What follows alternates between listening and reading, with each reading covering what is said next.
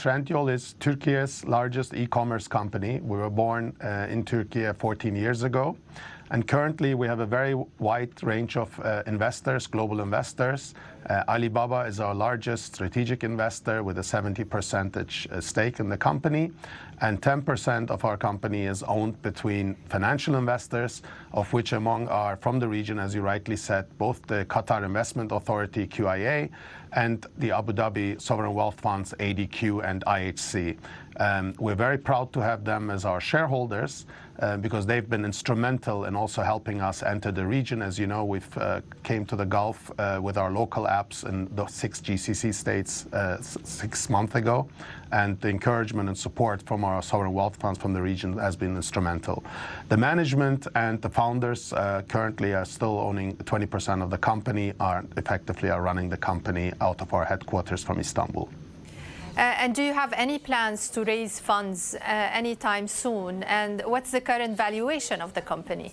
The current valuation, we're a private company, as you know. So private companies' valuation, we can also share our last round of valuation, which was 2 years ago when we raised this capital from the shareholders, from the sovereign wealth funds and our other financial shareholders like General Atlantic and SoftBank. We were valued around $16.5 billion. Since then, the company's GMV, our top line has almost doubled. And currently, we're a highly profitable e-commerce company with more than 5% EBITDA margin. So we feel both of the performance and the valuation of the company, therefore, is going in the right value accretive, shareholder value accretive direction. In terms of fundraising, we're not currently in any plans to raise funds, nor have any plans to go public with the company because, as I've mentioned, we have a very strong balance sheet from also the capital we raised during our last funding round, but also because of the profitability we have in our current business, we can fund our international growth expansions through our own resources. You recently entered the GCC market, so tell us more about the growth of the company in the GCC market and the number of clients or orders online. Exactly. As you know, we've entered the market about 6 months ago with our local apps, both in Arabic and also for our international consumers in the region in English in the 6 GCC countries.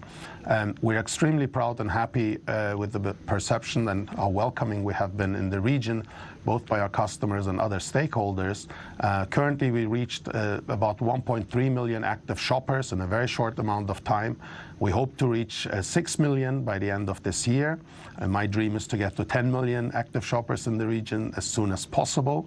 And already we're delivering close to 200,000 deliveries a day, which is well also above the targets we had set ourselves.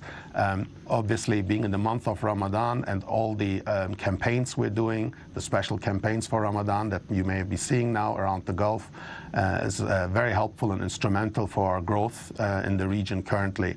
So we believe the entry into the market has been extremely successful, but we still have a lot of work in front of us to contribute to the growth of the e-commerce sector in the region.